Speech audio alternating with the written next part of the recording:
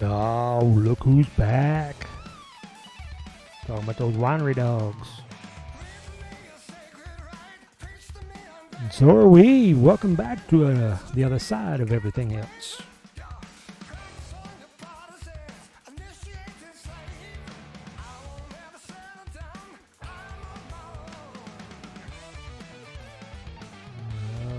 One of my favorite bands that's come out in the 2000s. This will be their third studio album. They've got a live album out and some DVDs, and a band I highly recommend. You got Mike Portnoy on the drums there. He's a monster drummer. I met all these guys on the Monsters Rock Cruise, which is a great thing. Uh, but I mean, great drummer. He's originally from Dream Theater, and and he's played with. I mean, he's filled in. He's like the go-to heavy metal hard rock drummer, but he does so much more than just hard rock too. I mean, he's progressive. I think he even does some jazz stuff. I mean, he's done a ton of stuff. And then you got Mr. Big on bass there. Mr. Big. I'm sorry. You got Billy Sheehan from Mr. Big. Yeah, I guess you could call him Mr. Big. I mean, Mr. Big, of course, big band. Really big in China or in Japan. I'm getting all tongue tied here. But I ain't starting over. We're finishing this thing. I'm already running a little bit late. But you know what they say? Better late than pregnant. Anyway. Uh, what I'm getting at, we got Billy Sheehan there. Most people probably discovered him in the David Lee Roth band when he separated from Van Halen. He's part of that band. And people discovered just, man, who's this guy? And then, he got with Mr. Big. He's with Winery Dogs. He does a ton of other stuff. He's one of those guys that's just always busy, always doing something.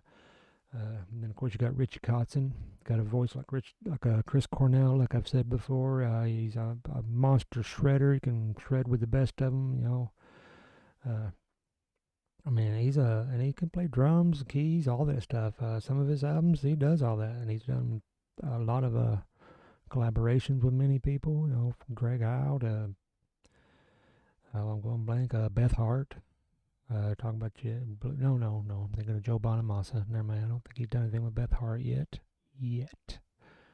Uh, anyway, getting ahead of myself. There's been a lot going on as usual. It's the holiday season.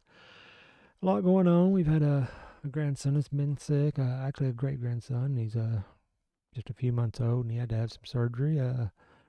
Thank the Lord. He's fine. Everything's going good there. Wife's been sick. So far, I've been okay. I've avoided it all. My numbers, I'm a diabetic, and my numbers are all down, and I credit it to I got this glucose monitoring, Dexcom G6, and so it holds me accountable. And then my wife bought a virtual reality for us for Christmas. We got a VR, and you put that on there, and we love to travel, so it puts us in the exotic locations. We love music. We can listen to all the different kinds of music, and we get to sit there and box and uh, got clubs. You get to club stuff. You got stuff you can shoot stuff. So it's all good. So I get on there every day. So I get my workout. Plus I keep pretty active, so it's all working out for me. I've always said I lived a charmed life. I'm very blessed. I remember on Thanksgiving, one of the grandsons, he said that boy, you guys are just living large. You're living the life, and okay, we are, but we've earned it because we've worked hard. Both my wife and I both we've worked hard all through our life to get to where we're at, and we're still working hard to maintain it. So, but anyway, we might have mentioned we was working on a rental property. We got it done. We got renters in there. They seem to be doing good. And anyway, there was the Winery Dogs. Their album's coming out in March. I'm really looking forward to that. Looking forward to seeing some live shows from them because they are excellent live band. They're just as good live as they are in the studio. They sound just as good.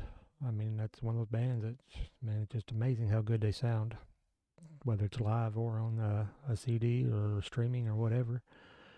Well, we do have some news. So I'm going to go into a little rant after this little clip here. Let me play the little clip and prepare yourself. And it's not so much political I don't care if you're Democrat, Republican. You just got to have some sense about you. And this is just my 2 cents. And I mean, what's 2 cents worth nowadays? Negative one? I don't know. It's not worth much. I know that. So here we go. Let's see what we got to say with John In this Claude prisoner Van. swap, why Whatever. did Russia get such a better deal? Look, I've talked about this, and I'll say this again. Here were our choices. Our choices was uh, Brittany or no one at all. Bringing home one American or no American at all. Okay. I'm just going to stop her right there. Because that's not your only choices. Because when you're in a negotiation, you make your choices. And I've heard different things. I've heard people, say, well, we've had prisoners over there, like the Marine. A lot of people are going to compare it to the Marine. I don't want to compare one American to the next. And I don't care if she's non binary. I don't care if she's lesbian. I don't care if she's black, Puerto Rican, whatever boxes she's ticked. Uh, I don't really care. I don't care if she took a knee and that she's talked bad about America. I bet she's not talking bad about America right now, though, because she's home. But a lot of people compare her to the Marine. Also, but forgive me for going blank on the name. But and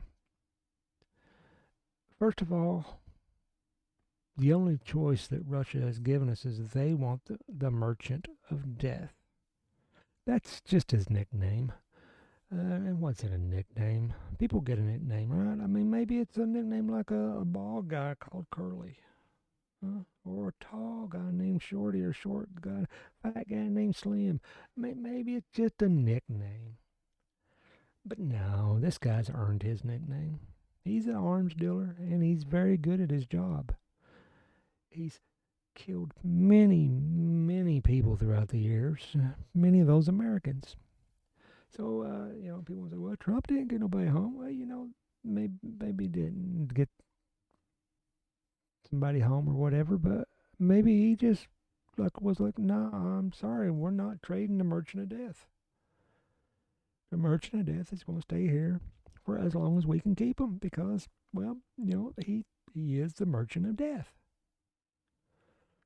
Then I've heard people say, well, he's going to get out in 2029 anyway. Well, you know what?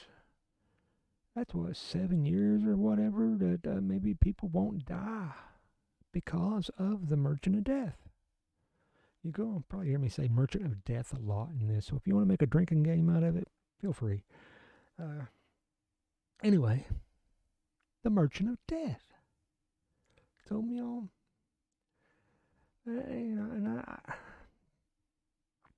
and I get it.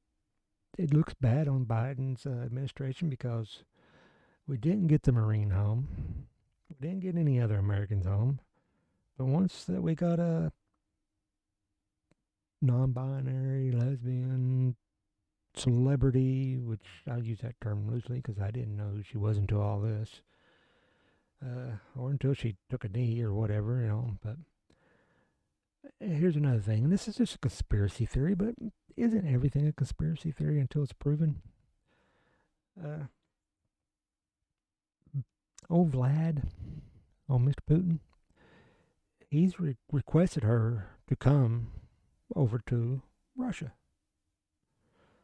So, well, she's got an invitation, and she's coming because she didn't have nothing nice to say about America. So she's going there, and I think she's going to go there and play some ball or something. I didn't check it because I'm not a journalist, so this is just opinion. Anyway, so I don't know. I heard somebody say she needs to fire her agent because he helped her pack, or he didn't advise her against it, or I don't know the details why somebody said that, but anyway, the point there is there's a couple things there. First of all, her agent was either a dumbass or just didn't care or thought she was untouchable, which a lot of them do. But Brittany, she don't like America. Didn't have nothing nice to say about it. So she's gonna go there and play for old Vlad, which Seemed like a nice guy, I guess, to her. I don't know.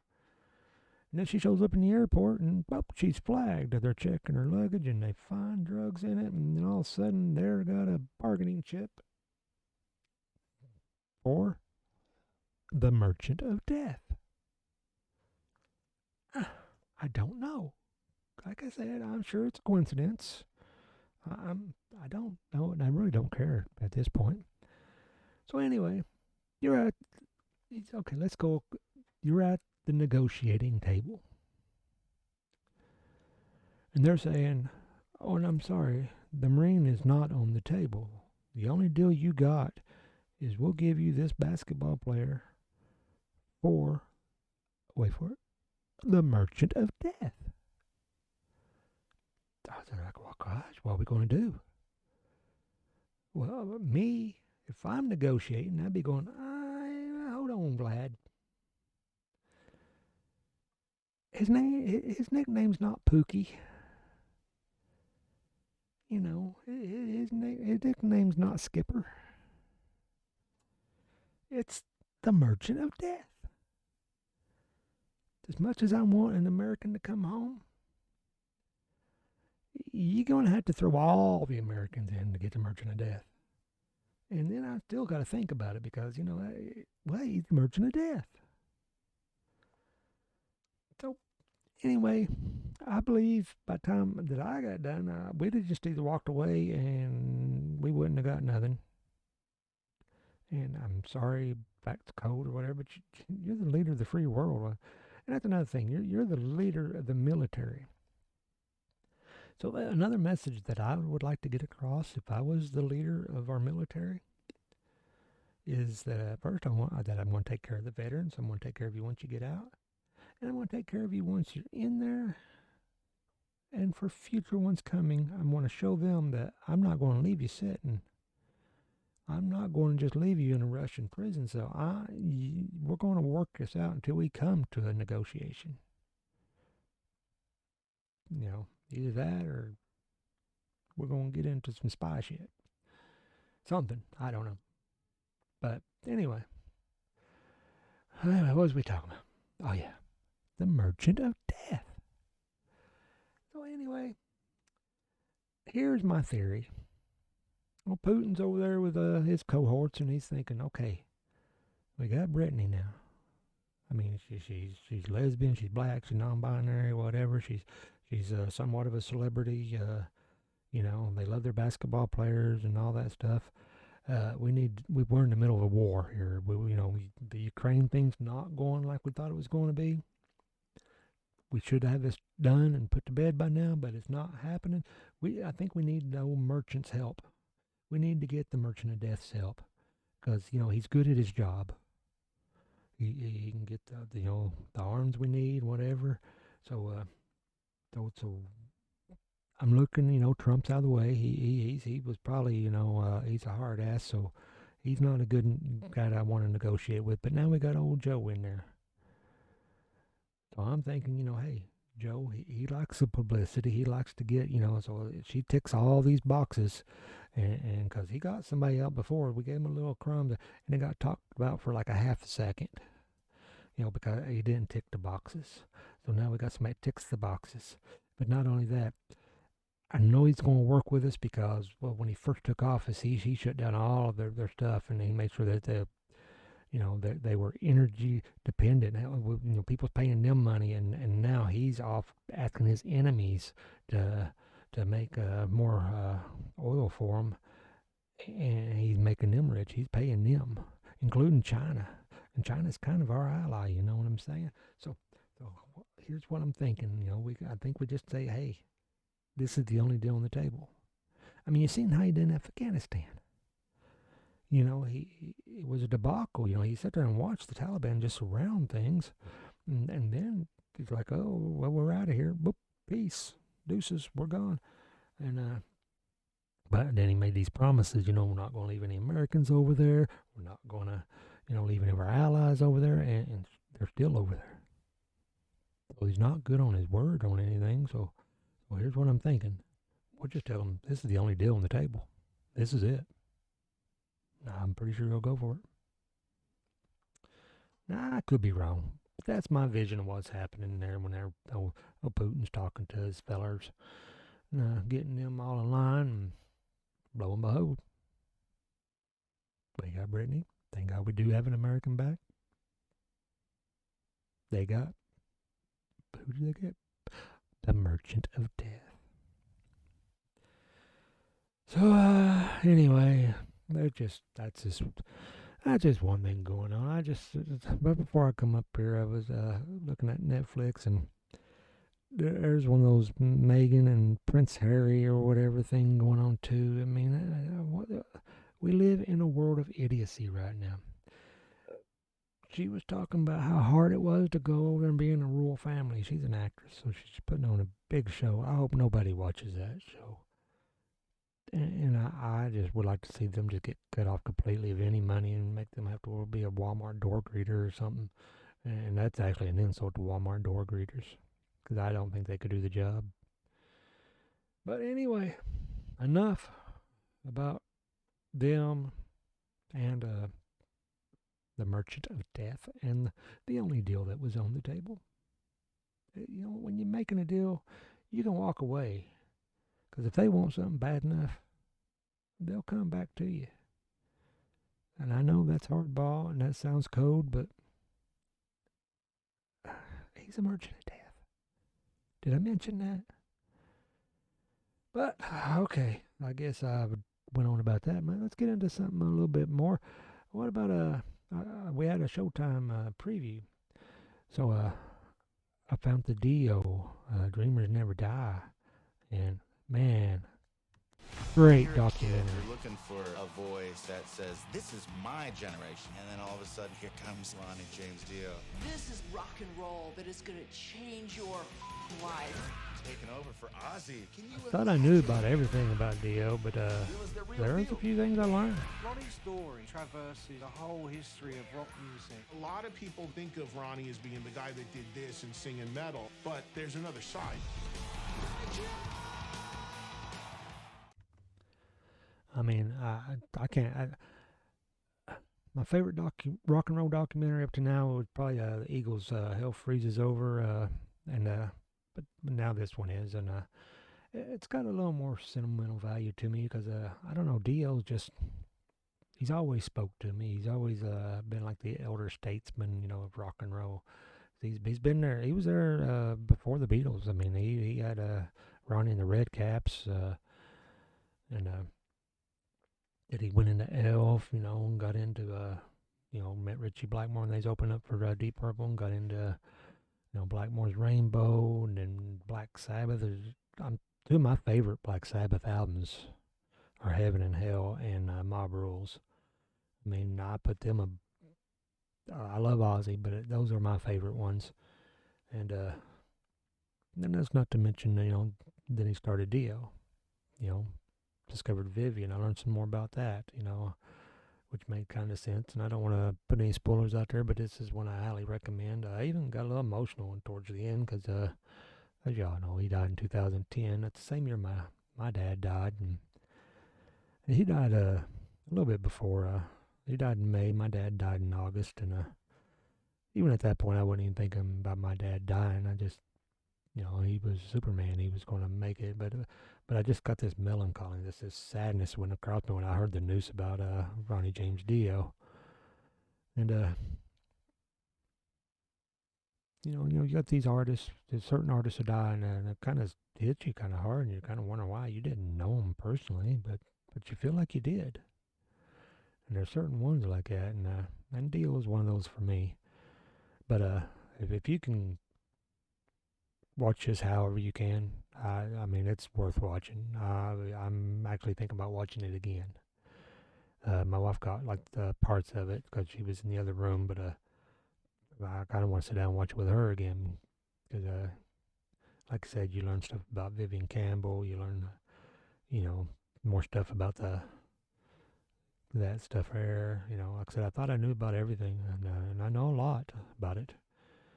And but anyway, let's keep this moving on, and I still want to keep get the music in there with here's a new guy. I don't know because kind of got a little bluesy right there. So this is a new blues guy. This is kind of a rock blues, kind of whatever. But blues ain't all about being sad. It's a blues up. It's uplifting. It's supposed to lift you up out of your blues or whatever. And here's Curtis Tonefish.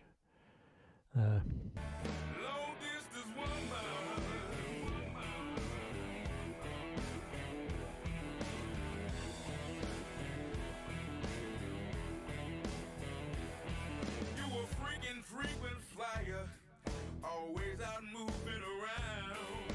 You never stay in one place too long enough to settle down. Oh yeah, got a good vibe to it. It's kind of modern. You can hear the blues. Got a good voice. When I cut off too soon, should let you listen to some of his guitar playing. Let's jump back in there.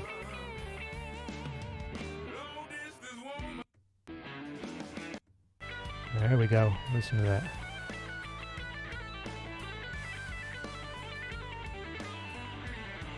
Oh, you gotta love a good screaming guitar right there. That's uplifting. Kind of get us out of that little blues funk right there, And I got my Thunder shirt on. It's a band out of the UK. They started like in '91 when the grunge was getting ready to start. So they got like a MTV hit and a couple of MTV hits and whatever. But they kept making music. They got kind of big over in the UK. I got lucky enough. Got to see him on the Monsters of Rock cruise. I've seen him like 4 times now on the Monsters of Rock cruise, and actually was in the elevator with a bass player and a drummer, and didn't even know it at the time, because everybody looked older. They all look different, So talked to them, really nice guys. I knew they was from the UK, and then we're watching they believe we was watching maybe the Choir Boys.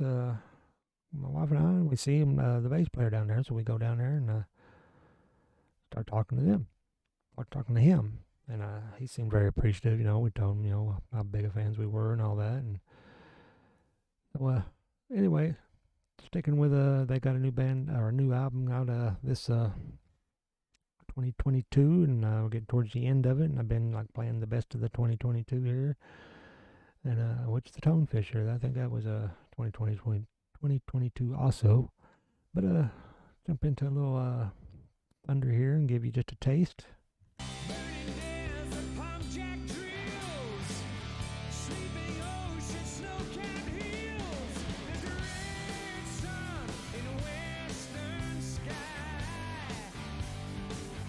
Great musicians.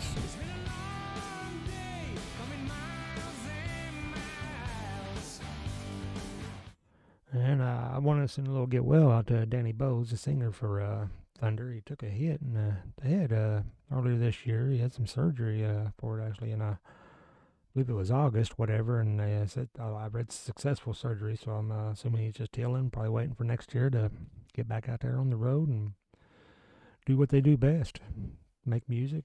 I hope they keep making new music because, through the whole pandemic, they've had albums coming out. They've they do shows when they can. I know, I think Danny and Luke Morley, the guitarist, who's the main songwriter, they've done some shows, just them two together, telling stories, and I love those kind of shows too.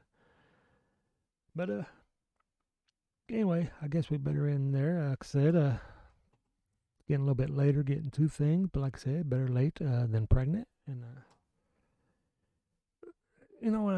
you just a lot going on.